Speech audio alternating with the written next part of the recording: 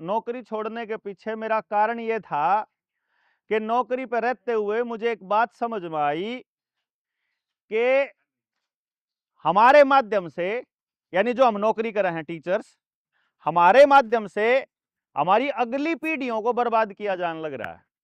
यह बात मेरे नौकरी करते हुए समझ में आई कि टीचर के माध्यम से बर्बाद कर रहा है।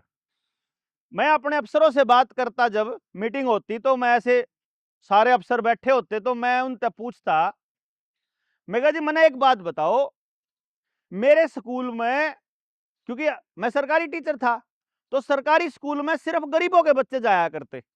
आपके यहां भी ऐसी ही हालत होगी कि जिनका फीस देने का ब्योंत नहीं है, जो ज्यादा अमीर नहीं है, वो मजबूरी में अपने बच्चे को सरकारी स्कूल में पढ़ा रहे हैं। तो मैंने कहा जी ये बच्चे वो हैं जो मेरे पास पढ़ने के लिए आते हैं, जो बिल्कुल गरीब परिवारों से हैं, ये ऐसे परिवार से हैं, इनके बाप के पास तो समय नहीं है दिहाड़ी के अलावा दूसरे काम करने का। वो सुबह दिहाड़ी पे निकलते हैं, किसी न किसी खेत में जावे, कोई किसी काम पे जावे, कोई किसी शहर पे, और शाम को आवे। और ना वो पढ़े लिखे हैं, ना उनके पास टाइम है, और वो ना ही इतनी ताकत है कि वो मास्टर का गला पकड़ के कोई गलत काम करता हो मास्टर ने पूछ सके। तो मैंने कहा ये जो गरीब बच्चे हैं, इनके माँ बाप के पास ट्यूशन का और कोचिंग का पैसा देने के लिए भी पैसा नहीं है। पहला नंबर पर तो ये हो गया कि जो तंत्र है, जो नौकरी दे रहा है, या जो ग्रेजुएशन में जो दाखला है, या कॉलेज में जो दाखला है, वो देना, पानी देना भाई जी, वो उन बच्चों को देने लग रहा है सिस्टम, जिन बच्चों को शायद उसकी जरूरत भी नहीं है। और प्रतिशत क्या है, मैंने कैलकुलेशन करी थी उस टाइम पे, लगभग 41 लाख बच्चा उस टाइम पे 12वीं करा करता। देखना जरा गौर से, इस खेल को समझना बड़ा जरूरी है आप सब लोगों के लिए, कि 40 लाख बच्चा 12वीं करा है, लेकिन स्कूल में दाखला ले हुआ है 2 करोड़ बच्चा मार है। उसमें तो 12वीं तक पहुंचा 40 लाख बच्चा। कुछ तो प्राइमरी में छोड़ जाए, 5वीं के बाद नहीं पढ़ दे, फिर कुछ 8वीं के बाद नहीं पढ़ दे, 8वीं के बाद का स्कूल नहीं, फिर कुछ 10वीं के बाद नहीं पढ़ते, फिर कुछ 12वीं के बाद नहीं पढ़ते, और कुछ तो पढ़ते नहीं, और कुछ की सीट मैंने देखी, ग्रेजुएशन की सीट कितनी है टोटल, तो पता चला पूरे भारत में अगर दाखला लेने के लिए जाओगे, BA, BCom, BSc, BTech, B pharma, B जिनके आगे लागे BBA, BCA, total seat MBBS समेत, मतलब जितनी भी हैं सीट, वो मात्र 4 लाख सीट है। कितनी सीट है? और 12वीं कितना ना करी? 40 लाख ना है। तो 40 लाख में तय दाखला कितने को मिलेगा? 4 लाख को। वो 4 लाख कौन है? जो या तो कोचिंग ले रहे हैं, या दिन रात पढ़ रहे हैं, या जो पढ़ने में बहुत होशियार है। क्या हमारे पास 4 लाख अमीरों के बच्चे नहीं है? मतलब इसका क्या हो गया कि कॉलेज में दाखला किन को मिलेगा? एमबीबीएस कौन करेगा? जिसका माँ बाप मोटा पैसा देगा कोचिंग पे। तो इसका मतलब एमबीबीएस हो, या फिर बीटेक हो, या फिर बड़ी बीएससी हो, उनमें दाखला किसका बच्चा जाएगा? अपर मिडिल क्लास, या मिडिल क्लास जो हंगा लागा अपने बड़का ने जमीन जमान गांव की छोड़ के शहर में शिफ्ट होकर कोचिंग दुआ है। तो इसका मतलब ये हो गया कि मेरे स्कूल में, यानी कि सरकारी स्कूल में जो बच्चा पढ़ेगा, वो बच्चा तो कोचिंग ले ही नहीं सकता, यानी वो बच्चा पहले लाइन में, पहले झटके में कंपटीशन से बाहर हो गया। मैं गलत कह रहा हूं, ठीक कह रहा हूं जी? यानी सरकारी स्कूल में पढ़ने वाला बच्चा तो पहले ही कंपटीशन से बाहर हो गया। अब ये बच्चा, जिसके माँ बाप के पास पैसा नहीं था, और जिसको समाज ने भी, सिस्टम ने भी, स्कूल ने भी इतनी मतलब मदद नहीं करी, तो ये बच्चा आने वाले टाइम में क्या करेगा? अगर इसके माँ बाप ने दे रखी होगी मेहनत करने के संस्कार, तो ये सारी उम्र दिहाड़ी पे कर जाएगा। अगर इसने कड़ी टेलीविजन में, वीडियो में देख लिया कि पैसा होना चाहिए और जिंदगी पैसे के बिना नहीं चलती, तो फिर इसको जल्दी पैसा चाहिएगा, तो या तो ये नशा बेचेगा, या फिर ये गुंडागर्दी करेगा, या फिर ये लूटपाट मचाएगा। सिर्फ इसकी बात नहीं कर रहा, जो भी बच्चा समाज में होगा। मैं गलत कह रहा हूं, ठीक कह रहा हूं जी? भाई जल्दी पैसा कमाने वाला गलत काम करेगा, और जो गलत काम करेगा उसका असर किस पे होएगा? उसका असर उसके ऊपर तो होगा ही, जो करन लग रहा, उसके परिवार पे भी होगा। साथ के साथ एक ना एक दिन गलत काम, यानी वो नशा बेच रहा है, तो वो एक दिन नशा मेरे बच्चे को भी तो बेच सकता है। वो अगर अपराध कर रहा है तो वो एक दिन मेरे बालक ने भी लपेट सके है। इसका मतलब जो बालक हमने छोड़ दिया सिर्फ अपने हाल पे अपनी मर्जी से करने के लिए, वो एक दिन नाश मेरा भी कर सके। ठीक है नहीं बात? इसका मतलब सरकारी स्कूल का जो तंत्र है वो हमारे समाज में अपराधियों को बना रहा है। ये तो है पहला नंबर। ईब रह गए मैं दूसरे जन से बाहर प्राइवेट स्कूल में पढ़े माँ बाप, पढ़े बालक, उनके माँ बाप ने अपने पैसे अपनी रोटी बचा के या अपनी जमीन को ठेके पे दे के या कहीं से कर्जा लेके एजुकेशन लोन अपने बालक ने कोचिंग दुआई, मेहनत जैसी तैसी करके, उस कोचिंग के दम पे वो बच्चा कुछ पढ़ लिख के बन गया। अब उसमें जोर किसका लगा यो बताओ? किसका लगा? या तो माँ बाप का लगा या जोर लगा बालक का। जब बालक ने यो तो सोच लिया कि मेरे डॉक्टर बनने में, अफसर बनने में, डीसी बनने में, आईएएस करने में या फिर मास्टर बनने में मेरे माँ बाप का बहुत हाथ है, तो बच्चा अपने माँ बाप की सेवा करेगा, बस, इससे फालतू नहीं जानता।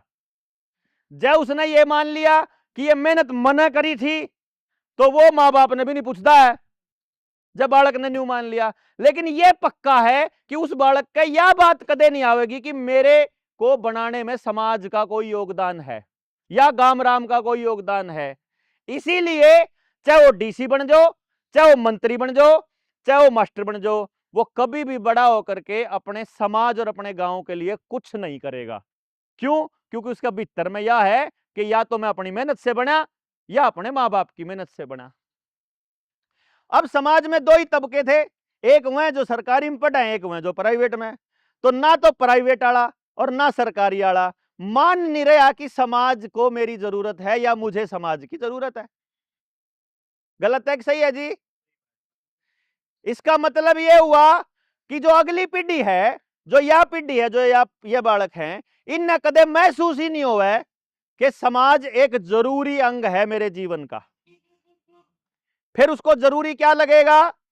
फिर टीवी, रेडियो, अखबार, नेता जो यहां भाषण देने के लिए आएंगे वो कहेंगे मारा नाश रिजर्वेशन वाला ने कर दिया। फिर रिजर्वेशन वाले आवेंगे, वह कहेंगे मारा नाश इन स्वर्ण जातियों ने, मनुवादियों ने कर दिया। फिर एक आवेगा, अग भाई हम सब जाटों को इकट्ठा हो जाना चाहिए। फिर एक आओगा जी हम सब ब्राह्मणों को इकट्ठा हो जाना चाहिए। फिर आओगा जी हम सब चमारों को इकट्ठा हो जाना चाहिए। ये होगा ना? फिर उसे लगेगा कि मेरा बचना सिर्फ तब संभव है जब मैं अपनी जात न बचा लूंगा। उसका इस्तेमाल केवल पॉलिटिक्स के लिए होना है, इससे ज्यादा समाज के उत्थान के लिए तो होना नहीं है। इसका अर्थ यह हुआ कि हमारी जो अगली जनरेशन है वो स्वार्थी लोगों की भेंट चढ़ जाएगी। क्यों? क्योंकि हम जैसे लोग जो सरकारी तंत्र में बैठे हैं वो इसकी हकीकत अपने समाज को नहीं बता रहे। मास्टर जी ने नहीं बताया था कि जब आपके बच्चों को वैक्सीन लगाई जा रही थी तो उस वैक्सीन में क्या है, नहीं बताया था ना। मास्टर ने बल्कि ये कहा था तुम फार्म नहीं भर पाओगे, तुमको पेपर नहीं देने देंगे, वैक्सीन लगा के आना, ऐसा बोला था ना। आज किसी माँ बाप की इतनी हिम्मत नहीं है जाके मास्टर का गला पूछ ले तने मेरा बालक जान खतरे में क्यों डाली। अब तो पता लग गया होगा वैक्सीन का असर है, अभी बिरारी का असर है। बता दो एक बार, रोज है तो वैक्सीन की रोज आते हूं। देखो अगर किसी ने सबूत चाहिए, क्योंकि मैं जो बोल रहा हूं वो एक भी लाइन ऐसी नहीं है कल न समाज में खड़ा होगा ना जवाब ना दे पाऊं मैं। सबूत चाहिए, अमेजन पे जाओ, doctor Kamalpreet Singh Ontario Canada में रहते हैं, जिन्होंने उसी टाइम पे बोलना चालू किया था और पूरी दुनिया से ऑफिशियल रिकॉर्ड और डेटा इकट्ठा किया और उस डेटा को सारी दुनिया के सामने किताब के रूप में रखा। उस किताब का नाम है द वैक्सीन क्राइम रिपोर्ट, जिसके अंदर उसने सबसे पहले तो यह बताया कि इस वैक्सीन में क्या क्या है, फिर ये बताया कि ये चीजें अगर आदमी के शरीर में जाती है तो उससे क्या क्या होता है। और ये पहले से ही बता दिया गया था। जनता सरकार मोर्चा के साथी तो परमानेंट लोगों को बता रहे थे कि इससे बच लेना, इससे बच लेना, आने वाले टाइम में तुम्हारे साथ ये होने वाला है। आज के टाइम पे ये हालत है, आपके परिवारों में जोड़ों में दर्द, सिर में दर्द, एलर्जी, आंखों की रोशनी, कानों से सुनना, heart attack, brain haemorrhage, multi organ failure, liver, kidney, और इवन यहाँ तक फूड पॉइजनिंग भी ऐसी हो गई, यहाँ तक कि डेंगू हो गया, अस्पताल में चला गया तो उल्टे नहीं आ रहे लोग बाग जो लगवाए हुए हैं। और खास तौर पे जिसके लगने के बाद बुखार होया था। और लोग जब मर रहे हैं तो अब मरगत पे जब बैठे हैं तो साफ साफ बात कर रहे हैं तो भाई गड़बड़ थी, कमे गड़बड़ थी कुछ ना कुछ। अब इसके ऊपर चर्चा ना तो मास्टर जी ने करी, ना वकील साहब ने करी, ना कोई जज बोला, ना कोई एसडीएम बोला, ना डीसी बोला, और ना कोई नेता बोला। आप जिस भी पॉलिटिकल पार्टी के वर्कर हो, जिसके भी समर्थक हो, जिसके भी विरोधी हो, नुकसान सारी पार्टी आड़ा का उन लाग रहा, सारी जात आड़ा का उन लाग रहा। गलत है सही है भाई? अब जब किसी का इब्बे समझ में नहीं आ रहा हो, साल, 1.5 साल, 2 साल और रुक जाओ, और क्लियर हो जाएगा। अब तो ऑफिशियल डेटा आ गया, मेरा फेसबुक पेज है, मैं रोज ही शेयर कर लेता हूं कि यो देखो भाई, कदे आज तक नॉन वेज नहीं खाया, कदे दारू नहीं पी, कोई लाइफस्टाइल खराब नहीं था। अभी ये जो मिस एशिया वो लड़का था पंजाब का, गुम्मन जो था, वो कैसे गया बैठे बैठे हार्ट अटैक से। जैन मुनि वाला पिछले साल का वो पोस्ट शेयर की थी 2 साल पहले का शायद। लेकिन असली बात यह थी कि कोई भी आदमी जो नौकरी कर रहा था वो तो न्यू बोला जी मन तो नौकरी करनी, मना नौकरी करनी बस। और जो बिजनेस कर रहा था वो न्यू बोला जी मन तो जहां तलुआई, मन तो अपनी दुकान खोलनी थी। अब सच बताने वाले मारे पर गए, हम जेल में गिर दिए, हम उल्टे लटका का मारा लठ पेल दिए। हमने न्यू कहा तुम बोलो क्यों हो, तुम सरकार की खिलाफत क्यों करो।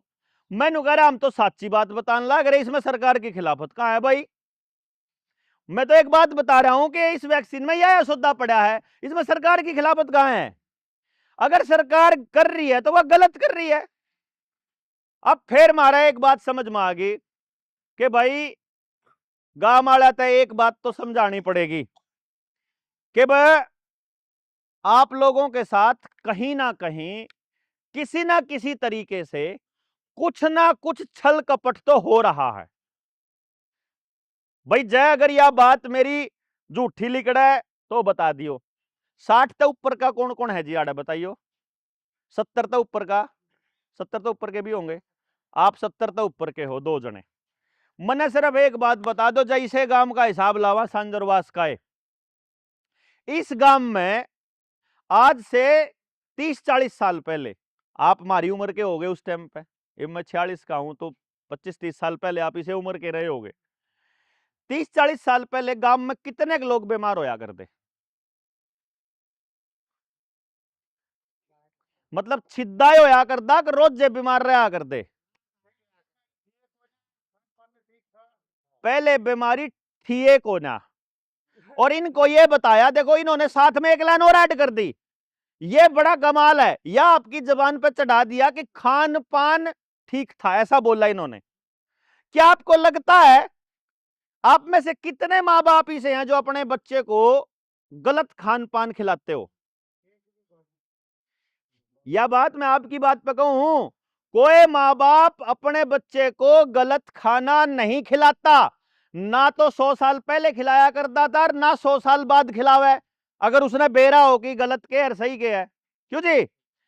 खान पान के अलावा कोई चीज ऐसी है जो असर कर रही है, क्योंकि आप अगर प्योर और ऑर्गेनिक खाते हो, अभी मैं पिछली मीटिंग में जोजू कला था, मैं अभी जोजू कला में एक ताई न्यू बोली, एरे रहन दे, देसी खावा कति घर का खावा फिर भी जुड़े पड़े। मैं बोला ताई वैक्सीन कहीं लुआई थी? नहीं बोली दोनों लुआ रखी है। मेरे मगर तने क्यों कर बताऊं कि तेरा खान पान का असर है, तेरे शरीर में गलत केमिकल जा रहा है। मन ने तो के बताऊं तो नहीं मैं हाँ फिर उन्होंने कहा मगर तू सब बचपन ते इसी एक तेरी सासू के भी आए बात थी तू इब्बे होई है पहलम की है नु बोली 4 साल होया बस इस 4 साल में रोड़ा होया सारा। मगा अच्छा चली कम से कम तने ईमानदारी तन्यू कह तो दिया, नहीं तो गण करे लोग तो बीमार 4 साल पहले हुए हैं न्यू कहते हाँ मैं तो 10 साल हुए बीमार चल रहा था, मैं तो पहले का बीमार था। जिन्हें जो एक आध आदमी पा जाए सरकार के फेवर का उसने न्यू हुआ कि यार बेइज्जती नहीं होनी चाहिए सरकार की किसी तरह। लेकिन फिर मैंने सोचा मगर भाई देखो गांव में कोई एक आधा परिवार बीमार हो जावे या एक आधा आदमी मानस बीमार हो जावे कोई बात नहीं, बीमार तो हो जाया करे, लेकिन गांव में कोई भी परिवार ऐसा ना हो जिसमें बीमारी ना हो, फिर यह बात इत्तेफाक तो नहीं हो सकती जी। क्यों जी? यह बात प्राकृतिक नहीं हो सकती, ये नेचुरल नहीं हो सकता कि सारे का इतने इतने डब्बे धरे हो बीमारियां दवाइयां के।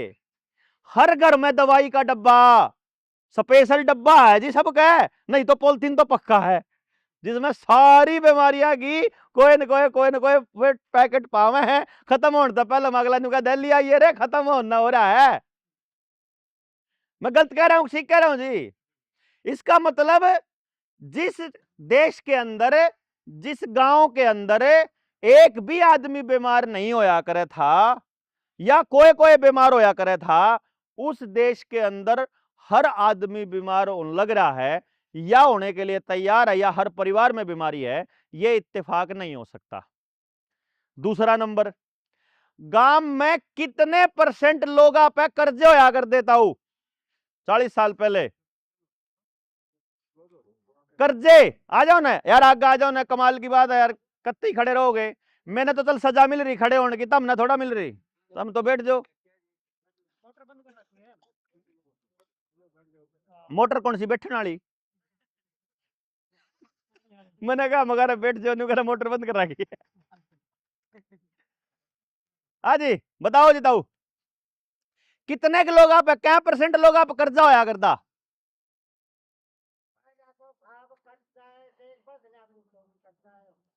थोड़े बहुत पीछे उधार ले आया कर दे, कर्जा नहीं होया करे था किसी पे भी, कर्जा तो होया ही कौन करे था? किस लाई पानी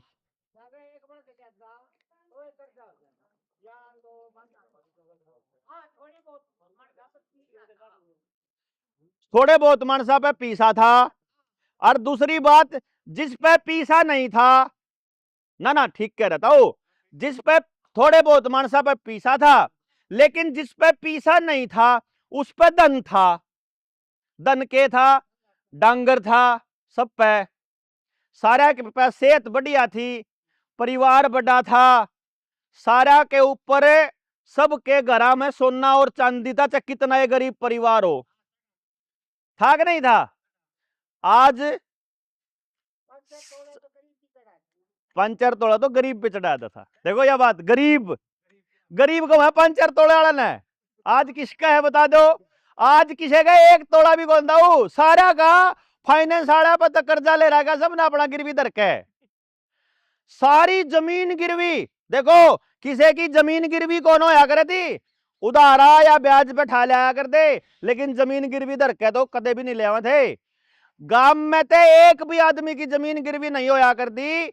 अगर यह बात जिस देश में होती हो, आप सोच के बताओ उस देश के हर घर की जमीन बैंक में नीलाम पड़ी हो, यह इत्तेफाक हो सकता है?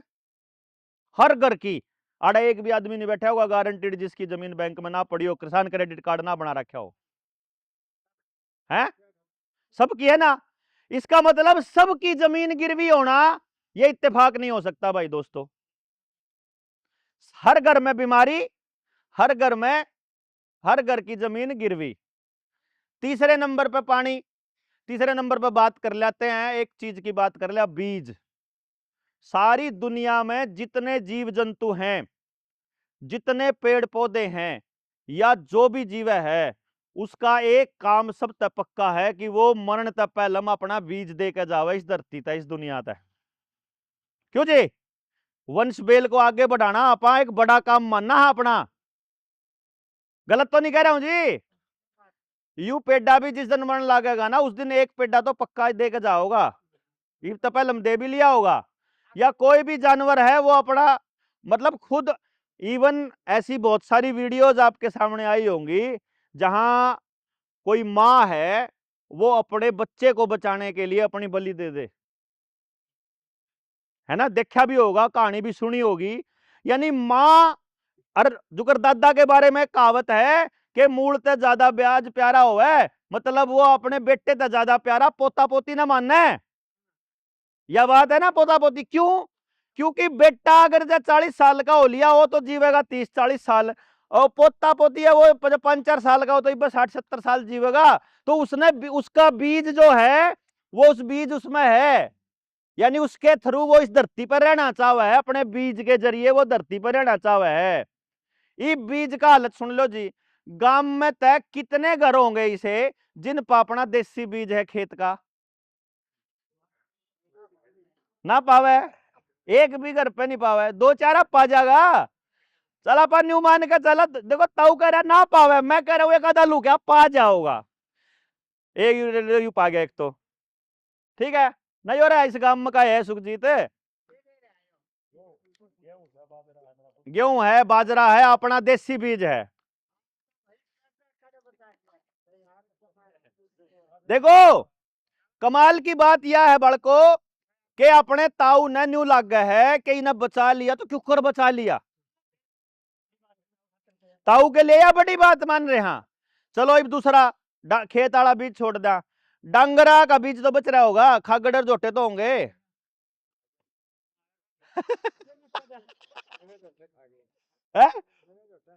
खा गए?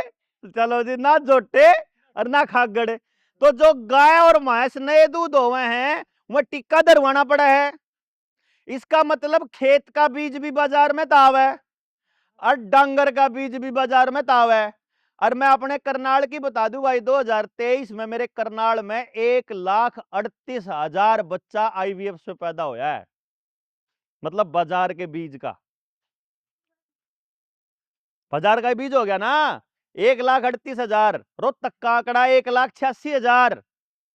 एक जिले का आंकड़ा बता रहा हूं मैं। अगर एक जिले में 3-3 लाख बालक नपुंसक और बांझ हो चुके हैं तो मतलब मानस का बीज भी खतरे में है। अगर जब मेरी बात तो आपको लग नहीं रहा तो भाई पर मतलब मैं क्या कहूंगा, पर मतलब जिस गांव के अंदर खेत का बीज भी अपना होया करता, डांगर का बीज भी अपना होया करता, और जब किसी बालक के नपुंसक और बांझ कह दे तो गाड़ी लग गया कर दी कि तने कह कैसे दिया नपुंसक। और आज के टाइम पे तो बड़े बड़े बोर्ड लाग रहे हैं कि बालक नहीं होता तो कोई बात नहीं, मार पे ले जाओ। और बल्कि न्यू भी कहे हैं जिसा बालक चाहिए उसा देंगे, दौड़ने वाला चाहिए तो घोड़े का जीन डाल देंगे, वफादार बच्चा चाहिए तो कुत्ते का डाल देंगे, मजबूत बच्चा चाहिए तो सूर का डाल देंगे। तो न्यू नहीं, मेरा सूर का बीज है कुत्ते का घर में। क्यों जी? जिन जेनेटिकल मॉडिफाई तो यही है, जीन के अंदर एडिटिंग तो यही हुआ है ना, दूसरे जानवर का जीव डाल दो। भाई घोड़ा जैसा तेज चल रहा है, गधे जैसा वजन खींच ले, तो दोनों ने मिक्सिंग करके खच्चर बना दो, तो सबके घर में खच्चर पैदा होने लग रहे। गलत बात है कि भाई? मैं कोई गलत बात कह दूं तो माफी, लेकिन मन ऐसा लग गया है कि जो बीज बाजार से लेना पड़ा वो कंपनी ने उसमें के दे रखा, अपन तो फेरा को नहीं। अब इसको देखने के लिए खेत वाले बीज ते हिसाब ला लियो या फिर डंगरा वाले ला लियो। जो गाय या भैंस टिक्के ते नए दूध होवे है, ज्यादातर सिर्फ भैंस या कटड़ी बछड़ी होवे। क्यों जी? होवे ना? इसका मतलब कैसा जीव बनेगा वो पहले से तय कर रखा उनने। इब खेत वाले बीज की बात कर लो, खेत में जो गेहूं का, बाजरे का या फिर जीरी का, क्या का भी आप बीज ले आए, तो बीज लाने के बाद अगर कोई बीमारी हो जाए फसल में तो उसका जो दवाई है वह उसे कंपनी की लानी पड़े, कोई भी लाके मार सको, उससे की लानी पड़े। इसका मतलब उस बीज के अंदर बीमारी दे रखी पहले। अगर वह डांगर के बीज को भी मॉडिफाई अपने हिसाब तक कर सके हैं और अगर वो खेत के बीज ने भी अपने हिसाब तक कर सके हैं तो भाई फिर मानस के बीज में भी कर सकते होंगे, अगर नहीं कर सकते। अगर खेत का बीज बांझ हो सके है, खेत का बीज बांझ हुआ है, अगली साल वो है बीज कौन बो सकते आप। मान लो आप गेहूं ले आए बाजार से, बीज खेत में बो दिया, उसे ना अगर अगले साल बोने की सोचोगे तो पैदावार ना हो, और अगले साल तो कतिये नहीं हुआ है। यानी 2 पीढ़ियां में पूरा का पूरा बीज नपुंसक। यो ये काम डांगरा गेल है जो नए दूध हुई है महस और टिक्के तो हुई है, और उसकी जो काटड़ी है वह जो काटड़ी जब नए दूध करनी हो तो प्राकृतिक तरीके तो ना होती, वह टिक्के तय करनी पड़े, मतलब वह भी बांझ होली तब जो से नए बालक बनेंगे। मैं ये मान के चल रहा हूं कि वह भी नपुंसक और बांझे होंगे। अब जब इस वाले बीज को खत्म करने के लिए उन्होंने दवाइयां ले आई तो फिर इस बीज को खत्म करने के लिए क्या लेके आए, जो नया बीज बैठा। एक काम करना दोस्तों, जो नए बच्चे हैं जो पहली बार आज आए हैं, जो जनता सरकार मोर्चा से पहले जुड़े हुए हैं, उन तो सारी बात का बेरा है। जो नहीं जुड़ रहे उनके लिए बता रहा हूं, आपके यहां कपास खूब हुआ है, थोड़ा आगे चले जाओ तो हुआ है, बिहानी क्या ना दादरी क्या चले जाओगे तो उड़े तो हुआ है, आड़ा कम होंगी होगी, हुआ है आड़े भी। अगर जो कपास बोवा है या जो खेती करा है उसने एक बात का पता होगा कि पूरे देश के अंदर देसी कपास का बीज नहीं है, जो है नरमा है जिसको बोलते हैं बीटी कॉटन, और बीटी कॉटन जेनेटिकली मॉडिफाइड है, वैसे ही जैसे कटड़ा था वैसे ही जैसे खेत का बीज था, बीटी कॉटन। अब आपको जो चीजें देखने कि बीटी कॉटन क्या है, जेनेटिकली मॉडिफाइड। फिर आपको जाना है 2020 की ब्राजील की रिपोर्ट पे। ब्राजील ने 2020 में एक रिपोर्ट जारी की थी, उसमें उन्होंने ये कहा था कि जो भी जानवर या इंसान या जीव जेनेटिकली मॉडिफाइड आइटम खा रहा है वो या उसकी अगली संतान नपुंसक या बांझ पैदा होगी। अब अगर बीटी कॉटन है तो कॉटन का जो तेल है बिनोड़े का, वो जो खाएगा वो भी बांझ और नपुंसक होएगा। यानी वो बिनोड़ा या वो खड़ अगर डांगर ते गिरोगे तो वो भी नपुंसक या बांझ होएगा, और जब मानस आके गिरोगे वो भी। तो एक काम करियो, जिस जिस चीज में तेल पड़ा है, जहां में भी तड़ना पड़ा है, तली हुई चीज, चाहे तो आपकी चिप्स हो, चाहे कुरकुरे हो, चाहे नमकीन के पैकेट हो, ये दुकान पड़ी जाकी एक बार दुकान के पैकेट पे, उस खाने वाले पैकेट पे, सामान पे पीछे देखो, सारे के सारे तेल बंदर। चलो कोई नहीं, आ जाएगा, कोई डंडी ले रहा हो देख लो। हाँ जी सुनो, इब जितना भी पैकेट वाला खाना आपको बाजार से मिल रहा है सारा का सारा तेल कॉटन सीड ऑयल यानी कि बिनोड़े का तेल मिल रहा है, या पाम ऑयल जो हजम ही नहीं होता, या तीसरा राइस ब्रान जो कैंसर करे। तीन ही तेल मिलेंगे आपको नमकीन के पैकेट पे। और मारा है तो मेरे ख्याल से रिवाज सा हो रहा होगा, 6 बजते मोटरसाइकिल तो बैठ करने के मैंने कमे पीने का, और गिला नमकीन का पैकेट चल रहा है उसमें, चाहे चिप्स चल रहा है, सारी नई पीढ़ी को उसे लेवल पर ले आने की तैयारी। ये कोई अचानक से तो नहीं हो सकता। अब एक बात सोच के देखो, माने मास्क लाया कि नहीं लाया, हमने वैक्सीन लगवाई कि नहीं लगवाई, हमारा बालक कित पड़ा है, छोटे बालका का वैक्सीन लगी कि नहीं लगी, अल्ट्रासाउंड करवाया कि नहीं करवाया, फार्म भरे कि नहीं भरे, सरकार ने सारी बातें का बेरा है ना। किसान कहां इकट्ठे होने लग रहे हैं, कहां पर सरकार के विरोध की तैयारी चल रही है, सारी बातें का पता सीआईडी ने, पता ना। बस सीआईडी न्यू कौन बेरा गांव में नशा कित बिका, गांव के सारे लोग वाड़का ने बेरा, गांव में सब ने बेरा कौन सा नशा कित मिला है, और सारे डाल के नशे मिलते होंगे इस गांव में, मिलते होंगे नहीं। मैं इस गांव की नहीं बता रहा हूं, मैं पूरे भारत के हर गांव की बता रहा हूं। 7 लाख के 7 लाख गांव में सारे डाल के नशे अवेलेबल हो रहे हैं, और उन नशों को बिकवाने का काम खुद पुलिस करने लग रही है। जाकर किसी नशा बेचने वाले की कंप्लेंट करके देखो, एक बारी लिखो कंप्लेंट कि यहाँ पे हमारा फलाना आदमी नशा बेचा है। पुलिस वाले कंप्लेंट के ऊपर आवेंगे, लेकर जाओगे, और फिर काका कह के उल्टा छोड़ के जाओगे, क्योंकि इन्होंने कहेंगे ऊपर तो मंत्री जी का फोन आ गया, हम क्या करें जी। देखा ना, हाँ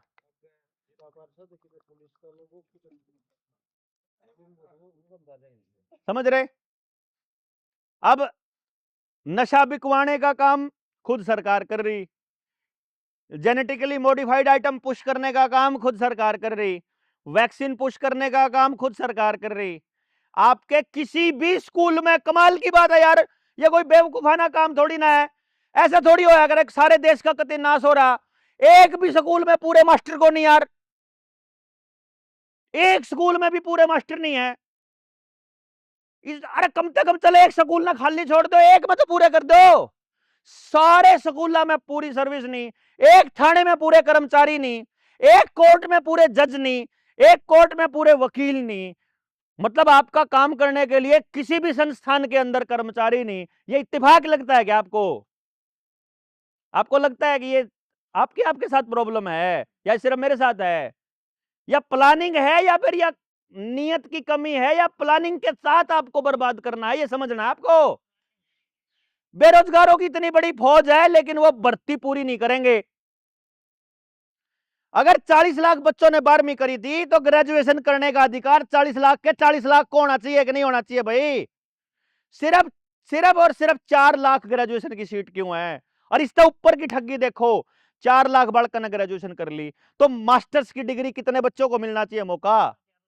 मात्र 40,000 सीट हैं पूरे देश के अंदर मास्टर्स के। इसका मतलब आपको दाखला नहीं मिला, गलती आपकी नहीं है, घर के तो आपने डंडा देंगे कि तेरा पे पेपर पास को नहीं होया, फलाने का छोरा लाग गया। सीटें को नहीं 40,000 तो ऊपर है, 4 लाख में तो 3,60,000 तो कांटा लगना, तू तो निकम्मा है। और पीएचडी की डिग्री मात्र 4,000 बच्चे कर सकते हैं पूरे साल में। पूरा प्लानिंग के साथ एक तय है। और जितनी भर्ती लकड़े हैं, कोई भाई तैयारी करे कि नौकरियां की? हाथ खड़े करो जो सा तैयारी करता हो या करियो कदे भी जिंदगी में। करो करो कर ले, कर शर्मावे क्यों है? ये भाईयान तैयारी करे हैं, इब एक काम करियो, आज तक की हिस्ट्री की निकालो, सबके पास गूगल है, सारा पर चैट जीपीटी ले रहे हो, सारे के सारे एआई का यूज करो, एक बार उसमें सर्च करो कि पिछली भर्ती हुई थी, कितनी भर्ती थी और कितने फार्म भरे गए थे। फिर पुलिस की कितनी भर्ती थी, कितने फार्म भरे गए थे, कितनी भर्ती कितने फार्म, सारे फार्म चेक करो पिछले 5 साल के। 11 साल हो तो यह सरकार है, उससे पाछा 11 साल के टोलो।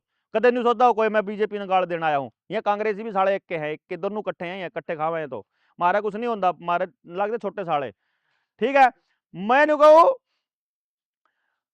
कि एक बार पिछले 20 साल का इतिहास ठालो, number of post divided by total number of candidate multiply by 100, यानी पास परसेंटेज आ जाएगा। भाई एक बात सोच के देखो, 20 लाख फार्म भरे गए और 1,000 भर्ती हैं, मैंने एक बात बताओ, कितने बालक भर्ती हो सके? अरे 20-20 घंटे पढ़ के कितने हो सके? 40-40 घंटे पढ़ के कितने हो सके? 24 घंटे में तो 40 घंटे पढ़ लो, दोनों बाबू बेटा इकट्ठे पढ़ लो, 1,000 होंगे। चल 10-10 लाख रुपए दे के कितने लाग सके? 50 लाख दे के कितने लाग सके? मतलब क्या कितना हंगा ला लो, 1,000 तो ऊपर लाग सकेंगे। रिजर्वेशन वाले गाड़ देंगे जनरल ने, जनरल वाले गाड़ देंगे रिजर्वेशन वाले ने, लेकिन लाग सके मात्र 1,000। आपस में खूंट बजेगा बालका का आपस में, लेकिन असली खेल क्या है? 1,000 बटे 20 लाख मल्टीप्लाई बाय 100, ये तो आंकड़ा मैंने आईएएस का दे दिया। इस आंकड़े पर जाओगे तो परसेंटेज पास कितनी मिलेगी पता है? 0.005%, मतलब 99.995% की गारंटी है फेल होना। समझ गए?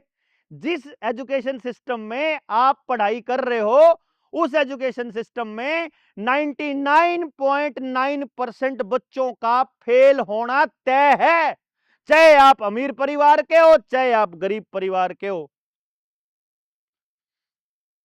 वो कोई एक बच्चा गलती से किसी रिक्शा वाले का या किसी किसान ने जमीन बेच के अपने की तैयारी कराई थी, को गांव छोड़ के गया था, उसका भर्ती हो जा तो अखबार में इतना बड़ा पोस्टर छप जाओगा कि गांव में तो और जमीन बेचने तैयार हो जाएंगे 10-20।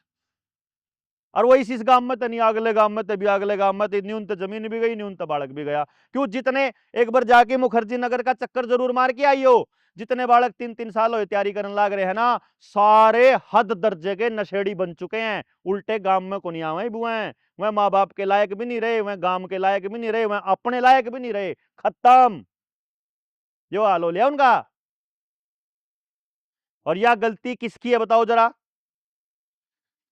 सिस्टम की है या बालक की है? और सिस्टम को बनावा है बड़ी पीढ़ी या छोटी पीढ़ी? यानी हमारा नाश हो रहा तो हमारे तो बड़ी पीढ़ी वाला का कसूर? भाई बड़ी पीढ़ी का होगा जी, और जब हमारे बड़का का होगा तो हमारा कसूर। गलत है सही है? इब न्यू बता दो, गांव का नाश होने लग रहा मान लो, तो इस गांव का नाश ने बचान खातर सबसे ज्यादा ख्यास एमएलए ना होगी कि एमपी ना होगी, डीसी ना होगी, पटवारी ना होगी, तहसीलदार ना होगी कि वकील ने या जज ने, मास्टर ने या पानी की टंकी वाले ने, किस ना होगी? या आपा ना होनी चाहिए। इसका मतलब ये होया, अगर सिस्टम का नाश हो रहा है, गाम राम का नाश करने की तैयारी चल रही है, तो इसने ठीक कौन कर सका है? केवल गांव का आदमी। ये प्रॉब्लम आ गई, गांव के आदमी ने बेरा ही नहीं प्रॉब्लम क्या है। भाई उसने वो बीज बाजार से क्यों लाना पड़ रहा, उसका तरीका क्या है बचाने का? ये बच्चों को ये पढ़ाई एक बात बताओ, अगर पढ़ाई कंपनी पढ़ावेगी तो कंपनी के लिए बच्चा तैयार होगा, अगर पढ़ाई समाज पढ़ावेगा तो बच्चा समाज के लिए तैयार होगा। तो बच्चा समाज के लिए तैयार होना चाहिए कि कंपनी के लिए? अब समाज के लिए तैयार जब होगा जब उसका सिलेबस समाज बनावेगा, और समाज सिलेबस तब बना होगा जब समाज बैठेगा, और समाज बैठेगा जब जब समाज ने बेरा होगा, और बेरा जब होगा जब उस पर कोई बात करेगा, और बात जब करेगा जब बताने वाले ने बेरा होगा। लेकिन कोई बातें नहीं करता, कदे चौपाट पे बात नहीं होती, कदे तासा पे बात नहीं होती, कदे घर में बात नहीं होती, बस एक लाइन कह दे हमारे बुढ़े तो अगर नाश हो लिया भाई, इसका आगे नहीं आंदा कुछ भी, नाश हो लिया तो कह दें। कौन ठीक करेगा इन्हें तो बता दो, नाश तो हो लिया मान लिया, घर भी टूट लिए, परिवार भी टूट लिए, बालक भी घर तक जा लिए, और नशेड़ी भी हो लिए, पढ़ते भी नहीं, बेरोजगारी भी आ गई, जमीन भी खराब होगी, खाना भी खराब हो गया, सारा नाश हो लिया। अरे ठीक कौन करेगा? ठीक तो हमने करना पड़ेगा, और किसे ना किसे ने कदे ना कदे करना पड़ेगा। या तो दो रास्ते आपके पास, दो रास्ते हैं, या तो ऐसे ही चलते रहो, एक दिन आप लोग खोखले और खाली हो जाओगे। अकेले तो हो चुके हो, अकेले तो हो चुके हो, आपके माँ बाप बैठे हैं घर में, उनके ला बेटा बेटी बात करके राजी नहीं, बेटा बेटी बैठे हैं मोबाइल पे, उनके दोस्ता दो टाइम नहीं, ना बच्चा के दोस्ता पे टाइम है, ना अपने माँ बाप के लिए समय है, ना समाज के लिए समय है, ना किसी करियर के लिए। गलत कह रहे होंगे? 4 दोस्त बैठे हुए हैं, चारों मोबाइल पे लगे हुए मेरे बेटे, उन आपस में बात करने की फुर्सत को नहीं। घर में भी बैठे हो तो घर के जाके मैं काम कर दे तो पाड़ के खाना हुआ है, जो डांगरा का कहता हाँ मैंने क्या डंगर पिलाने के लिए थोड़ी मैंने बीए करी थी। और भाई तुमने क्या करी थी?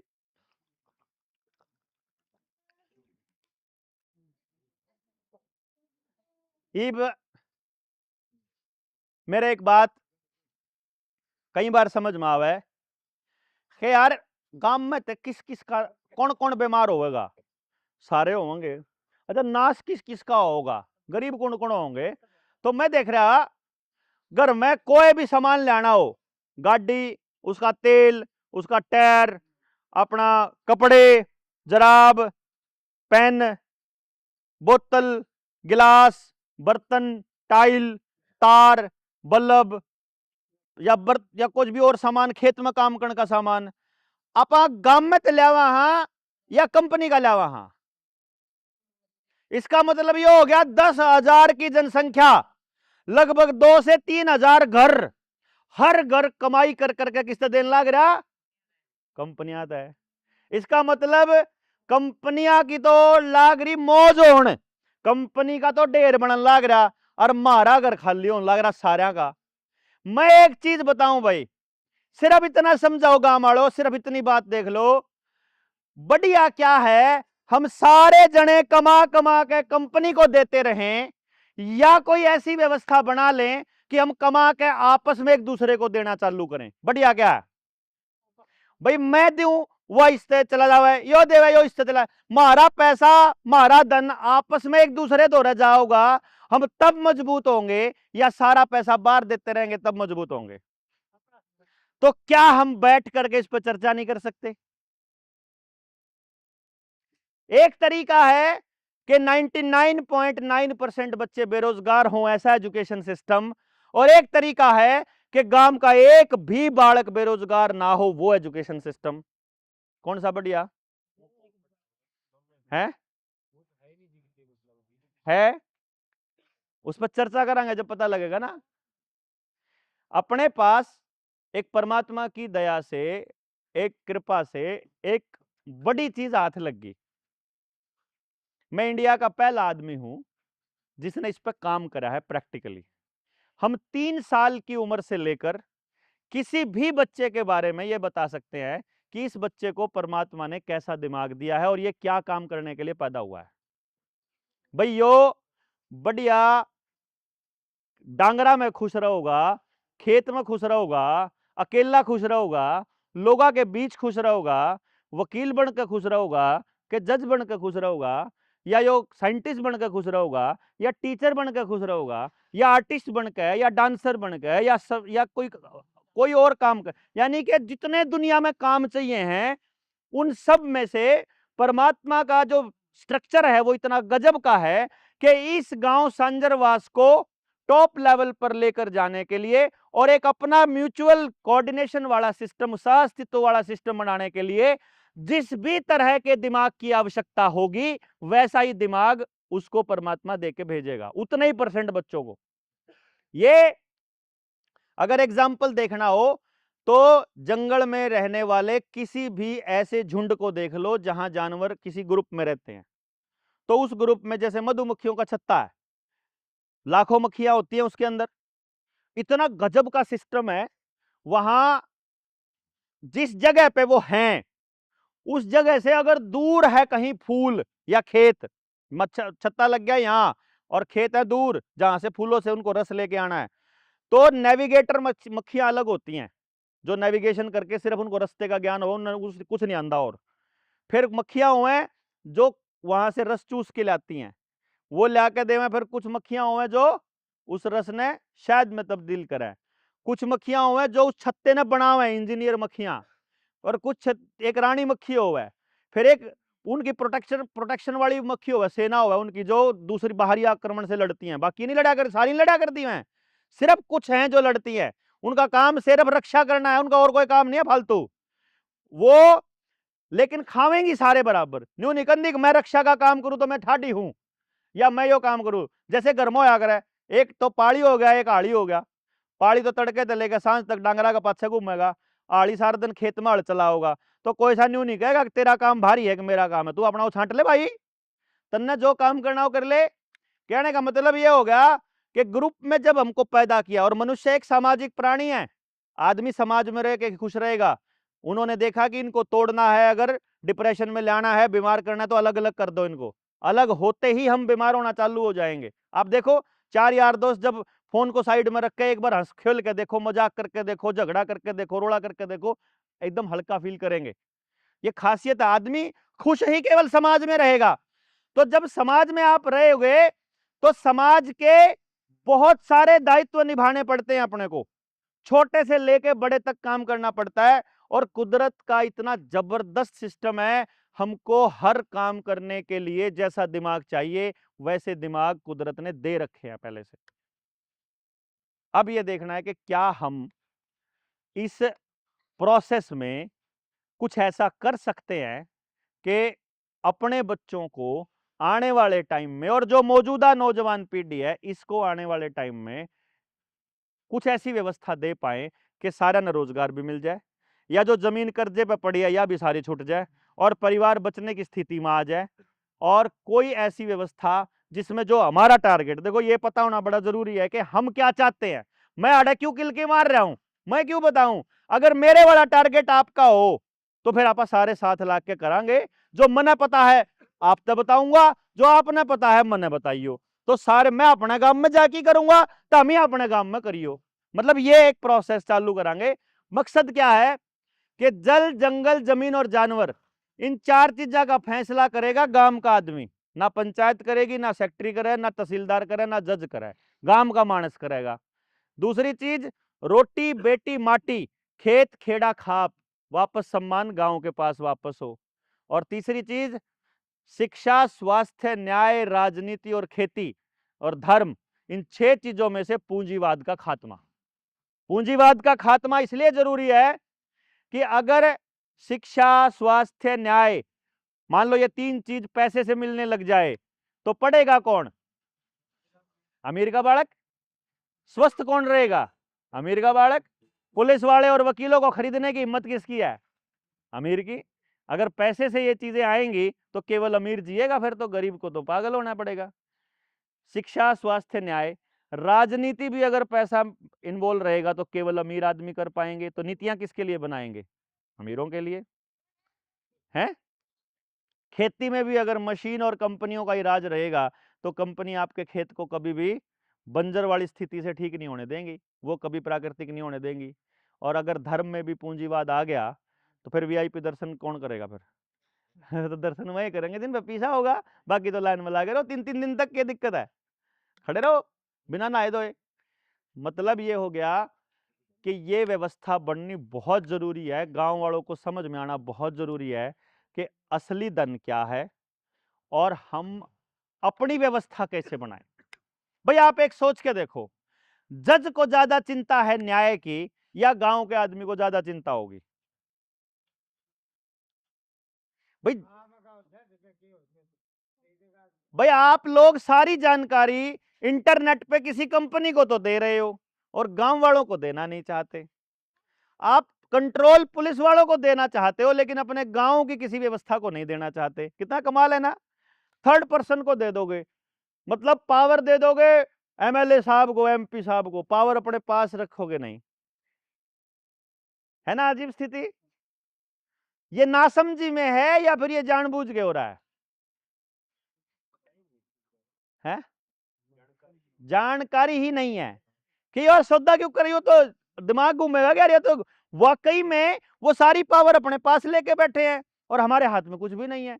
हम तय नहीं करते हमारा बच्चा क्या पढ़ेगा, हम तय नहीं करते हमारा बच्चा क्या काम करेगा, हम तय नहीं कर रहे हम स्वस्थ रहेंगे कि बीमार रहेंगे। हमारा बच्चा पैदा हो गया, नो बोला डेट ऑफ बर्थ सर्टिफिकेट बनवा लिए, भाई क्या तय?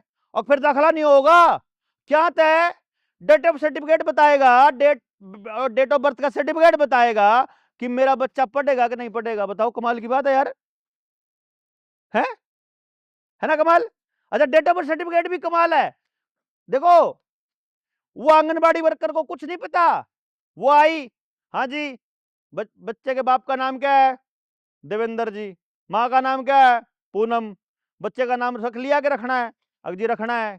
अच्छा रख लिया हो तो नाम बता दिया, वो लिखा। मैं तीनों बात किसने बताई? घरवाला ने। जन्म कब होया वो किसने बताया? घरवाला ने। सारी बात घरवाला ने बताई और सर्टिफिकेट कोई और देवे। अरे जब मेरी बताई हुई बातें सही है तो मैं तो कदे भी लिख के दे दूंगा यार, मेरा बालक कद पैदा होया। हाँ अगर मैं एक ही आदमी एक ही बच्चे का जन्म 2 बार बता रहा है तो फिर उसको सजा दो जितनी मर्जी, लेकिन अगर वो उसे की बात चलनी है तो भाई सर्टिफिकेट कोई और क्यों देगा? भाई बताओ जरा, ठगी देखो कितनी कमाल की है। लाइसेंस बना दिया, बोला 20 साल का लाइसेंस है। अच्छा ठीक है भाई, देवेंद्र ने लाइसेंस बनवा लिया 18 साल की उम्र में, लाइसेंस बने 38 तक। 38 साल का हो पाछे मैं ड्राइविंग भूल जाऊंगा भाई, भूल जाऊंगा, पक्केगी मेरी ड्राइविंग नहीं तो बताओ। फिर बोला रिन्यू करा, बोले तो चलाना भूल गया होगा। के पागल बना रहे यार, है नहीं? मेरा नाम देवेंद्र रहेगा, मेरे बाप का नाम वही रहेगा। जब मैं मर जाऊंगा उसको डीएल को कोई यूज कर ही नहीं सकता।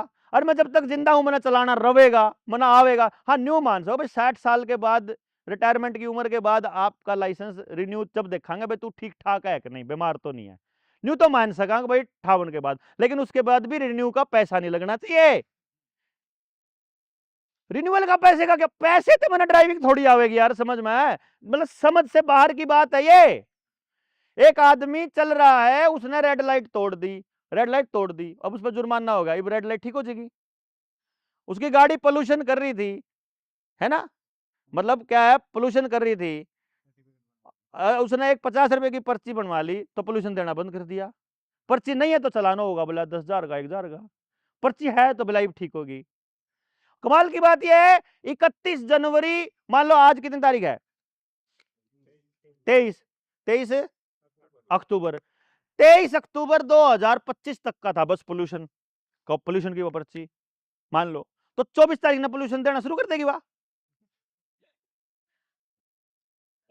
मान लो अगले दिन पकड़ लिया पुलिस वाले ने, है, अरे नहीं कहता क्यों, ऑनलाइन उन पता कि इस तारीख तक की है, पटदेसी ही पकड़ेंगे, हाथ देके ना टक देसी, आ जा भाई पोल्यूशन दिखा, वो तेरे की तो कल एक्सपायर होगी और चलान कटेगा। अरे आज से चालू कराएगा तुम मत देना, न्यू तो बता दे खसम है, यो बिना मतलब का नियम है, असली है यो, पागल बना रखा है हमारा, आप कोई भी नहीं करे। अरे न्यू कह रहा क्या, आपकी चुनी हुई सरकार ने बनाया है नियम तो आपके नाम पे बना रखा, इसका मतलब आपकी सहमति है इसमें, है, अगर आपने विरोध नहीं किया, लिखित में कहीं दर्ज नहीं किया तो सहमति मानी जाएगी। देखो कमाल की बात। चलो, हमें किसी का विरोध नहीं करना, लेकिन मैं ये कह रहा हूं कि गांव की व्यवस्था ने गांव का आदमी बढ़िया बना सके, बाहर का पहले तो यो देखो, तो गांव के आदमी को बढ़िया बनाने के लिए पहले नंबर पे एक चीज की जरूरत पड़ेगी जी, समझ। और मैंने एक बात का बेरा, जितनी बात ये मैं आपने बताने लग रहा हूं, मैंने भी जाकर 10 साल में समझ में आई, इतना बोलना आया। तो इसलिए मैं ये उम्मीद नहीं करता कि सारे बड़का के सारी बात सब के पहले दिन में समझ में आ जाएगी। मैंने तो मोटा मोटा आपने न्यू बताया है, अग भाई ये पॉइंट हैं जहां गड़बड़ चल रही है और आपने ठीक करना पड़ेगा। ठीक करने का तरीका अपने पास है, गड़बड़ क्या है। अब पंगा मेरे साथ क्या हो गया,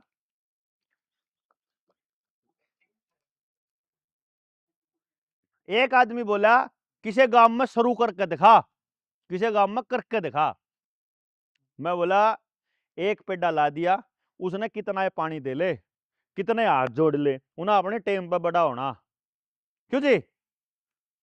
अगर भाई एक पेड़ा होकर दिखाऊंगा जब जाकर दूसरा लाऊंगा, ऐसा नहीं होता। आपका काम आपने ठीक करना है, मेरा काम मन ने ठीक करना है। मेरे गांव में बाजरा कौन होता, लेकिन मेरे गांव में दूसरी फसल हुए हैं, तो बाजरा मैंने तार पर चाहिएगा जब देसी उगाओगे तो, और हम जो उगा सका वो तो हमने चाहिएगा। जो हमने कपड़ा बनाने का उद्योग उड़ा लाऊंगा तो कपास आड़े लेके जाना पड़ेगा, पर जब कपास आड़े अवेलेबल होगा तो कपड़ा हम आप पे बना लेंगे। जित गन्ना हो सका है उड़ा जाके अपना अपना क्लेसर और कोल्लू बना लेंगे। साइंस किस किस ने पढ़ा है, अब भाई हमें तो साइंस हाथ खड़ा करो। इब देखो साइंस पढ़ा है मानस, बड़ा आराम से समझेगा मेरी बात ने। साइंस ये कहती है कि भाई energy can never be destroyed nor be created, है ना। दूसरी बात, मान लेते हैं मने 4 रोटी खानी है, 4 रोटियां खातर आटा शहर में ज्यादा लागेगा गांव में ज्यादा लागेगा, होटल पे ज्यादा लागेगा घर ज्यादा लागेगा। यार 4 रोटी खानी तो मने मीठा खाना है, दूध मीठा पीना है, और उसमें मने कुछ मीठा गिरना है, खांड गिरनी है या चीनी गिरनी है या कि मैं गिरना है मीठा। इब उसने बनाने में शहर में ज्यादा प्रदूषण होगा। अक भाई मन मान लो मेरे गांव की जरूरत है कि मेरे गांव में 10 क्विंटल चीनी की जरूरत है या खांड की जरूरत है, तो वह गांव में बनावांगे जब ज्यादा प्रदूषण होगा या शहर में बनावांगे जब ज्यादा प्रदूषण होगा।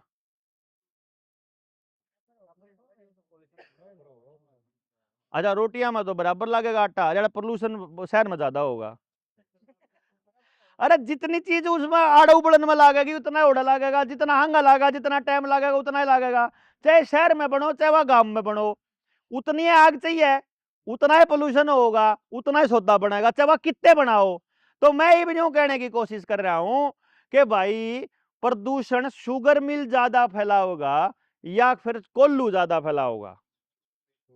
शुगर मिल में केमिकल डाला जावा है और कोल्लू में नेचुरल तरीके से जलाया करे कार्बन, ठीक है। लेकिन इनने कोल्लू आप है तो मुकदमे करे कि तुम पोल्यूशन फैलाओ और शुगर मिल खोल दिए।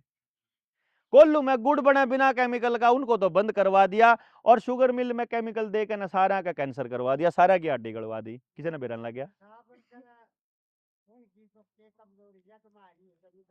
या मारी भी को नहीं या कमजोरी ताऊ, या हमारी समझ की कमजोरी है। हमने बेरा कौन था अगुए मारे पे मुकदमा नहीं कर सके थे, उनने कर दिया। जुगर लाइसेंस वाली बात बताई, जुगर डेट ऑफ बर्थ वाली बताई, जुगर और बतावांगे आगे आने वाले टाइम में। इब तो शुरुआत करी है बेसिकली मैंने, इब तो मैं वार्म अप भी कौन हो या। हाँ कदन सोचते हो ये जो पूरा षड्यंत्र समझने में 3 दिन का सेशन लगाते हैं आप, 3 दिन लगातार पूरा एक एक टॉपिक के ऊपर बताते हैं, फिर जान्यू समझ में आवे लोगों का हाँ भाई गड़बड़ तो है, फिर बतावा आगे करना के है। तो जय अगर हमारा बात समझ में आवे है तो मैं एक बात समझूं कि सारी प्रॉब्लम की जड़ ना समझी है। क्यों जी? गलत है कि सही है? जो अगर मनरेगा है, मनरेगा अच्छा है खराब है, पहले ये बताओ। मनरेगा का असली मकसद क्या है बताओ? जैसे वैक्सीन का असली मकसद समझ में आया, अब मनरेगा का असली मकसद क्या है? गरीब आदमी को बताया गया, देखो कितना खेल था। जिस टाइम मनरेगा आया तो किसान के खेत में काम करने की जो मजदूरी थी वह 150 रुपए मिला करती मजदूर को, और जब मनरेगा आया तो मनरेगा में काम करने की मजदूरी 250 रुपए मिला करती। तो मजदूर काम कराया करते खेत में, किसान तो काम कराया करता पूरा दिन तड़के से लेकर सांझ तक, और मनरेगा वाले में सिर्फ रजिस्टर में नाम लिख दे 250 रुपये तेरे हो गए। बना कर दिया बात, है ना? अब बताओ आदमी 250 लेने जाओगा कि 150 लेने जाओगा? 250 ले होगा। और कमाल की बात देखो, अब किसान को मजदूर की जरूरत पड़ती है साल में 2 बार, पिछली फसल कटे और नई फसल जब वो बोए, 50 दिन पहले और 50 दिन बाद के, इतने दिन मनरेगा भी इन्हें दिना मावे। जब किसान को मजदूर की जरूरत है तभी मनरेगा आ जाएगा, मनरेगा पे सारे मजदूर चले जाओगे, किसान को काम करने के लिए सहयोगी मिलेगा नहीं। तो न्यूनतम मनरेगा वाला कहेगा साड़ा तो सारा दिन काम करवाएगा 150 रुपये देवा है, हम ना 250 मिल जाए। और उधर से किसान ने कहोगा सारे मस्तारे हैं, फ्री में बैठ के खाना चाहे कभी ना करें, यही बात चला ना। अच्छा फिर किसान ने जरूरत नहीं, फिर मजदूर भी खाली हो जाए, फिर मनरेगा को नहीं आवे, फिर वो कहेगा काम चाहिए, वो कहेगा अब तेरी जरूरत को नहीं, हम तो ट्रैक्टर ले आए इस्तीसी करा, वो मशीन ले आएगा हम अपने खेत में, क्यों? मजदूर मिले थे। किसान और मजदूर को एक दूसरे से तोड़ने के लिए खेल रचा। मजदूर को अपना खर्चा चलाने के लिए पहले तो अनाज अपने किसान से मिल जाया करता, जब वो अनाज किसान से मिलना बंद, अब जब वो उसका काम में नहीं करता तो फिर वो इसने अनाज क्यों देवा है? तो सरकार ने उससे फ्री में अनाज देना चालू कर दिया कि ले तू अपनी मरोड़ में रो, हमने सरकार दे देगी। गेम बड़ा है, अभी तो मैं थोड़ी थोड़ी बात एक एक पॉइंट पे चलेंगे जब, तो आपके स्कूल में बेंच का क्या रोल है, आपके घर में गैस कनेक्शन कितना बड़ा षड्यंत्र है, पानी का कनेक्शन भी कितना बड़ा खेल है, आपके जोड़ों के चारों जोड़ का खराब होना, घरों में लेटरिन बनवाना, ये कितने बड़े खेल है, समझ में नहीं आना। समझ में जब आओगा जब चर्चा करेंगे। तो हमने एक बात सोची कि एक पेड़ को लगातार पानी देने से बढ़िया है बीज फैला दो सब जगह, और जब मौसम होगा अपने आप पूरे के पूरे देश में जंगल आएगा। तो एक गांव के अंदर अगर 10 से लेकर 12 लोगों को पूरी बात समझ में आ रही हो तो 2000 गांव तक जाने के लिए एक बंद मतलब टोटल कितने घंटे चाहिए? एक घर पे 1 घंटा लाना हो तो 2000 घरों तक 2000 घंटे चाहिए। और अगर 20 बालक हो तो 100 दिन में सारे गांव के हर आदमी तक बात पहुंचाई जा सके। 10 साल नाश करने तो बढ़िया, तो 100 साल 100 दिन टिक के काम कर ले आप। हाँ, दिन में घंटा है 2 घंटे तो लाने हैं बस। क्यों जी? 1 घंटा रोज के हिसाब से बांटा हुआ है सिर्फ। यानी आप 1 घंटा डेली काम करके अगर गांव में 20 बालक हो तो गांव के गरीब से गरीब, पढ़े हुए, अनपढ़, सबको समझाने में कामयाब हो सकते हैं। हो सके कि नहीं हो सके? और ये काम अगर हरियाणा के 7000 गांव में पैरेलल चल पड़े और फिर वो सारे एक दिन ऐलान करें तो बात बन सके। बदलाव एकदम से नहीं होगा, लेकिन शुरुआत एकदम से हो सके और जो दिक्कत आवा उस पर चर्चा करी जा सके। तो हमने ये प्लान किया कि भाई हम लोग इस बात के लिए कि जैसे इस गांव में बैठेंगे, मैंने जहां जहां गया पिछले 9 साल में, वहां मैंने एक बात देखी कि गांव में जब चर्चा करने के लिए गया तो लगभग गांव वाले ये बोले हम तो तैयार हैं, बाकी गांव को नहीं मानता। फिर मैंने ये पूछा कि कौन है जो इस प्रक्रिया में शामिल नहीं होना चाहता कि उसका बच्चा भी शामिल करना है। जैसे मैंने अपने गांव में गया मैं, तो मेरे गांव में पहली मीटिंग में सब ने ये कहा, अरे कोई नहीं सुनता, सब मतलबी हो रहे, सब पैसे के पीछे हैं, सब ऐसे है, सब किसी के में अकल नहीं, ऐसी बातें आई। मैंने कहा चलो एक काम करते हैं, मैंने ये पॉइंट रख दिए कुछ, अब तो बता शामिल है कि नहीं। आप में से कौन है भाई जो नो चाहे जो मेरे गांव में यह व्यवस्था ना बननी चाहिए? सारे चावे हैं। अब आप सारे चावा, हाँ, लेकिन सारे करने तैयार ना हो फिर गड़बड़ है। फिर सिर्फ ये क्यों करे, सिर्फ ये क्यों करे, सिर्फ ये क्यों करे भाई? जब सबको चाहिए तो सबको थोड़ा या ज्यादा अपना रोल अदा करना पड़ेगा। मान लो बुजुर्ग हैं, वो कुछ कर नहीं सकते, किते जा नहीं सकते, किते आ नहीं सकते, डोगा लेकर आएगा बैठ तो सका है। क्यों जी? अगर छोरे उल्टे चला तो देख लिए, इतना तो कह सका है कि भाई गलत बात नहीं बर्दाश्त होएगी, इतनी बात बोलनी बस उधर तो, और क्या कहना बुजुर्गों ने। नौजवान बड़का तय समझ देने का जो काम है वो तो आपस की समझ से डेवलप हो जाएगा। तो जब मैं गांव में गया तो 3-4 मीटिंग्स के बाद हमने गांव का कुछ डेटा इकट्ठा किया। मेरे गांव में 1800 घर हैं और लगभग 4 से 5 हजार के करीब वोट है, तो यानी आपके गांव से आधा हो गया समझो, लगभग लगभग डेढ़, मतलब आपका गांव 1.5 गुना हो गया हमारे से। मेरे गांव में 20 करोड़ रुपया साल का केवल प्राइवेट स्कूलों को फीस के रूप में जाता है। 20 करोड़ रुपया।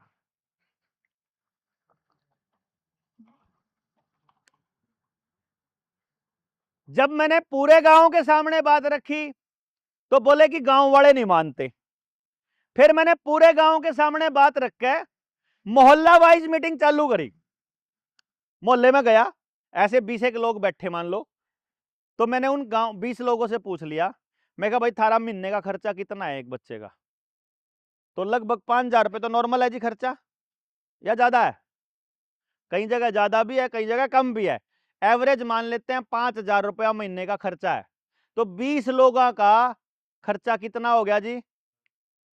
लाख रुपया हो गया। अब उनके बच्चे जिस स्कूल में जाते हैं वहां 40 बच्चों की या 50 बच्चों की एक क्लास है। एक प्राइवेट स्कूल में टीचर को कितनी तनख्वाह मिलती है? 8000, 10000, 15000। 20 तो घने पुराने ने मिला है। 10,000 में मास्टर खिंडे फिर हैं गाड़ा में, बीएड करे हुए, डिप्टी करे हुए। क्यों जी? 10,000 में 8-8 हजार में खिंडे फिर हैं। अब 10 मान लिया, अब महंगा मास्टर लाओगे। जिन प्राइवेट स्कूल हमारे बच्चे पढ़ने जाओ हैं वहां 10,000 से ऊपर सैलरी नहीं मिलती। जो यो आपन 20 जने का 1 लाख रुपया था, इसमें कितने मास्टर आ जाएंगे? 20 बड़का पे 10 मास्टर आ सके उसे रुपये में। तो बात ठीक है। यह 10 मास्टर कै बड़का ने पढ़ा सके? ये तो सोया ने पढ़ा सके यार। तो सोया ने पढ़ा सके तो 20 थे, 5वां हिस्सा आ गया, यानी 1000 रुपये महीने में काम चल गया। ये सोया ने कौन पढ़ा सकते? नारे नारे बांटेंगे, 20-20 करके बांटेंगे तो ये 200 न पड़ा इसका है, तो 500 रुपये महीने में आ गया। जहां 5,000 रुपया महीना खर्च कर रहे हो, वहां मात्र 500 रुपए महीने में वही टीचर पढ़ाने के लिए गांव में आ जाएगा। मेरे गांव का 9 करोड़ रुपया सिर्फ अस्पतालों का खर्चा है, 9 करोड़ साल का। मनोन तन्यो कह रहा बोलो 9 करोड़ रुपए में तो संगमरमर की बिल्डिंग बना लो, अपना MRI, अपना एक्सरे, अपनी लैब बना लो और सारे गांव का फ्री इलाज कर सके। लाख रुपये तनख्वाह में चक्की साइड डॉक्टर लिया हो, क्यों जी? लेकिन ना, 9 करोड़ ओडे फूकना ठीक था, क्योंकि बेरा कौन था। और कमाल की बात देखो, 218 करोड़ रुपए साल की आमदनी है मेरे गांव की और 100 करोड़ रुपया खर्चा है साल का, तो बचत कितनी होनी चाहिए? 118 करोड़, लेकिन 328 करोड़ का कर्जा है। और ये मैं आपके गांव की भी बताने लग रहा हूं, हर घर माइनस में है, हर घर, सारे घर पे कर्जा है ना जी। सबकी जमीन बैंकों में पड़ी है किसान क्रेडिट कार्ड के नाम पे, और किसी पे पैसा नहीं है भरना है, किसी पे भी नहीं है। गरीब हो अमीर हो, किसी ने मोबाइल के नाम का, किसी ने फ्रिज के नाम का, किसी ने गाड़ी के नाम का, किसी ने घर के नाम का लोन ले रखा है, और देने का ब्योत को नहीं है। नए पुराने कराओ भी मांग के लिया करके, करने के लिए भी। मतलब ये है, सारा हरियाणा नहीं, सारे देश का प्रत्येक घर माइनस में है।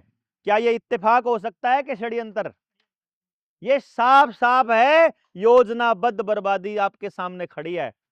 अगर बर्बादी हुई है अपने आप तो ठीक भी अपने आप हो जाएगी, लेकिन अगर बर्बादी की है किसी ने तो किसी ना किसी को ठीक करनी पड़ेगी, और ठीक करने के लिए कोई बाहर से नहीं आएगा, वो इसी गांव के लोगों को करनी पड़ेगी। और इस गांव के लोग तब कर सकते हैं जब जानकारी होगी, और जानकारी तब होगी जब चर्चा करेंगे, और चर्चा तब करेंगे। जनता सरकार मोर्चा के अलावा कोई प्लेटफॉर्म नहीं जो इस मुद्दे पर बोल रहा है, कोई प्लेटफॉर्म नहीं। हमने अब एक ऑफर दिया कि भाई एक काम करते हैं, 500 नौजवानों को तैयार करते हैं जो गांव के अंदर बात बताने के लिए निकलेंगे। जैसे यो जो गांव है ना, सिर्फ यो नहीं, कोई भी इंसान है वो अपने नजदीकी आदमी से कभी भी बात को नहीं समझेगा। जैसे यार दोस्त हैं, यार दोस्त एक दूसरे की बात कभी नहीं समझते, पति पत्नी एक दूसरे की बात कभी नहीं समझते, भाई बाण भाई हो या भाई भाई हो वो भी कभी नहीं समझते, और बाप बेटा भी एक दूसरे की बात कभी नहीं समझते। क्योंकि ये जो रिश्ते मैंने बोले हैं ना, ये रिश्ते साथ देने के हैं, समझाने के को नहीं। समझाने का काम मास्टर जी का हुआ है। इसीलिए आपा गलती क्या करते हैं, जिन्हें बेरा लाग जाओ अपने भाई भाई ने बताने लाग जाए, वड़ गड़बड़ हो जाए। एक काम करो, इस गांव वाले दूसरे गांव वाले ने समझाने चले जाओ। इब जो अगर आप लोग हो ना, जय मैं तारे गांव का होंदा नहीं, तम थोड़ी बुते उठ के सारे जालन दे, शर्म में बैठे सारा बाहर तार हमारा इतनी दूर तक हम चल बैठे रहा। गणखरे लोग तो इस शर्म में बैठे बाहर तारा मानस गलत कह रहे हो, बात पल्ला कह रहे हो ना पढ़ रही हो, और फिर दूसरी तो एक आधी शर्म फिर मन माना उसकी हो। भाई सुखजीत ने कह रखा इसकी बेइज्जती होगी ना, तो उठ के चला गया। मतलब अगर आप दूसरे गांव में जाओगे तो अगला ना चाहते हुए भी कुछ ना कुछ तो सुन ही लेगा, बात पूरी समझ में नहीं आओगी, बीज तो पड़ गया। वो बीज अभी इतना बड़ा पीपल का पेड़ है, बरगद का पेड़ जो सा हुआ है, नीम के पेड़ हुए हैं, ये कोई एक दिन में थोड़ी हो गए, 50 साल 100 साल पुराने पेड़ होंगे जी। हैं कितना पुराना होगा यो? 50 तो कम से कम होगा। बताओ, देखो जन्म होया जब से देख रहे, रिसाई देख रहे हैं। अब ये कभी ना कभी ये बीज रूप में इतना सा होगा, मतलब निकलन लग रहा होगा इतना छोटा सा, नहीं होगा कि इसमें इस पर कुकर चढ़ांगे आप, लेकिन ये चढ़ लो, ये सामने खड़ा। तो जो बात आप कर रहे हैं ये बीज रूप है, डाल दो बीज जहां जहां गांव में डालते हो। तो हमने सोचा 7,000 गांव हैं पूरे हरियाणा में, अगर 500 नौजवान इस काम के लिए तैयार हो जाएं कि मैं अपने गांव पे काम करूंगा, और पहले अपने गांव पे करने से पहले मैं इसका एक्सपीरियंस लेने के लिए दूसरे गांव में समझाने जाऊंगा, तो एक जना 14 गांव में समझाने जा सके, 14 दिन, सिर्फ अपनी जिंदगी के 14 दिन दे सके। भाई कोई मुश्किल काम है? 14 दिन और 5 से गुणा करो, 7,000 बने, 7,000 गांव में बात ऐसे जावे 14 दिन में। पूरे हरियाणा में बात जाने के लिए मात्र 500 युवा और 14 दिन चाहिए। एक बार सारे गांव में बात चली गई, उसके बाद हर गांव से, अगर मान लो यहां इस गांव का बाहर का आदमी कोई हाथ ना खड़ा करियो, मैं अगर इस मिशन को ये आपके सामने प्रपोजल रखूं कि गांव सांजरवास में शुरू करना है, तो कितने साथी इसके लिए तैयार हो सके हैं? हाथ खड़ा करेंगे भाई? जो साथी भाई हम इसमें कुछ कंट्रीब्यूट कर लेंगे, एक बार पूरा करो भाई, बदलाव करना है, हाथ पूरा कर लो। 1 2 3 4 5 6 7 8 9 10 11 12 13, सोचो आप 13 आदमी आना, 8 आया, 13 आदमी मैंने एक मीटिंग में तैयार कर लिए। 13 के 13 अंधे को नहीं है, काल ना को नहीं अंधे, काल ना काटड़ी बीमार हो जाएगी इनकी, मैंने बेरा 5-4 होंगे, लेकिन 13 के 13 को नहीं आंदे, 13 ना ठा ली शर्म में, वह बड़ी बात मेरे लिए। लेकिन आज मैंने बहम तो हो गया 13 मानस मेरे साथ हैं। जब मैं ऐसी ऐसी गांव में 3 मीटिंग कर लूं तो गांव में तो 20 मानस तैयार हो सके। मैं मात्र 10 का टारगेट लेकर चल रहा हूं कि हर गांव से 10 आदमी अगर एक जगह इकट्ठे हुए, और दादरी को ही चुना हमने, 23 जनवरी का दिन चुना है। 23 जनवरी नेताजी सुभाष चंद्र बोस का जन्मदिन होता है, और दादरी में जब आप इकट्ठे करन लगा, गांव गेल्या 10 मानस, 2 गाड़ी बस आ सके अपने आप उठ के नहीं आ सकती? बताओ जरा, मुश्किल है के? 7,000 गांव में कणा करियो 10 तय कितना हो गया? 70,000 आदमी अगर एक दिन संकल्प लें व्यवस्था परिवर्तन के लिए अपने गांव में काम करने का, और उसे सिर्फ दिन में 1 घंटा देना हो, तो मुश्किल काम है के? या अलग चल पड़ेगी कि नहीं चल पड़ेगी? पहले तो नहीं बताओ। यानी कि आप यो प्लान कर रहे हैं, अगर आप लोगों को लगता है कि यार यो सही काम है, तो भाई एक तो काम कर लियो कि अपनी 3 दिन की किसी ट्रेनिंग में आ जाओ, और अगली 3 दिन की ट्रेनिंग में नहीं आ सकते तो फिर ट्रेनिंग की वीडियो मैं सुखजीत भाई को दे दूंगा, यो भाई अपने सारे दे देगा, जो इन भैया के नंबर आ गए हैं, कि भाई ये वीडियो एक बार सुन लो ताकि एक एक चीज के बारे में जानकारी ले लो। फिर सवाल जो उठे हुए सवाल फिर करने जोगे हो जाओगे आप। जैसे मैं कह रहा हूं आपके घर में जो टॉयलेट है ये षड्यंत्र है, अब इस बात को मैं साबित करूंगा और आप अपनी बात साबित करोगे, लेकिन ये तभी करोगे ना जब वह बात सुन रखी होगी, क्या ते षड्यंत्र है यो, क्या रीजन है, इसको मैं कह रहा हूं कि एक षड्यंत्र है। इसके पीछे का लॉजिक समझ में तब आएगा जब हम उस बात को सुन लेंगे पूरा, फिर उसमें से सवाल कर सकते हो सारे जितने भी हो। तो वह ट्रेनिंग कर लो, और फिर 500 आदमियों की ट्रेनिंग कर रहे हैं हम महाराष्ट्र के अंदर, वर्धा के अंदर। और भाई 24-25 घंटे का गाड़ी में रास्ता है, ट्रेन की टिकट मिला ट्रेन जुगर जाया जाओ भाई का, और 1 हफ्ते की ट्रेनिंग है वह 24 नवंबर से 1 दिसंबर तक। 24 नवंबर से 1 दिसंबर। आप में से जो साथी उस पार्टिसिपेट इस 500 वाली टीम में करना चाहे वह उसके लिए अपना जिंदगी का 1 हफ्ता काट लियो, न्यू बेरा लाग जाएगा कि हमें इस मिशन को आगे कैसे बढ़ाना है। उसमें भेजने के लिए या तो आप सुखजीत भाई को बता दोगे, जो बाहर के साथी हैं वो जो इनसे नहीं संपर्क है उनका उसका करण भाई का नंबर है 9991911784, उस पर व्हाट्सअप कर दियो भाई हम 500 वाली ट्रेनिंग माना चाहवा, फिर आप उसके लिए चल हो जाएंगे। इस मिशन को हम लोग ये प्लान कर रहे हैं कि 23 जनवरी से किसी भी तरह से हम पूरे प्रदेश को एक संदेश देने का काम दादरी की अगर धरती से करें।